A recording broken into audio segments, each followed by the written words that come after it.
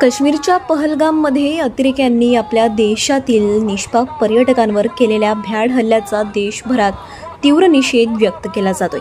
अशाच पार्श्वभूमीवर पालघरमध्ये शिवसेनेच्या वतीने जोरदार निषेध आंदोलन करण्यात आले। शिवसेना पालघरच्या वतीने आज पाचबत्ती येथे जोरदार निषेध आंदोलन करण्यात आलं। अतिरेक्यांच्या या कृत्याचा तीव्र शब्दात निषेध करत आंदोलनात हा मोठा हल्ला केवळ पर्यटकांवर नाही तर आपल्या देशाच्या अस्मितेवर आहे। केंद्र सरकारने याचे ठोस उत्तर द्यावं आणि अशा अतिरेक्यांचा कायमचा बंदोबस्त करावा ही आमची मागणी आहे। शिवसेना पालघर जिल्हा प्रमुख कुंदन संखे यांच्या नेतृत्वाखाली या निषेध मोर्चाचं आयोजन करण्यात आलं होतं। या आंदोलनाद्वारे केंद्र सरकारकडून कठोर कारवाईची मागणी करण्यात आली। देशाच्या सुरक्षेच्या बाबतीत कोणताही समझोता नको हीच या आंदोलनामागची भावना होती। पहलगाम हल्ल्याच्या विरोधात देशभरातून संतप्त प्रतिक्रिया उमटत आहेत।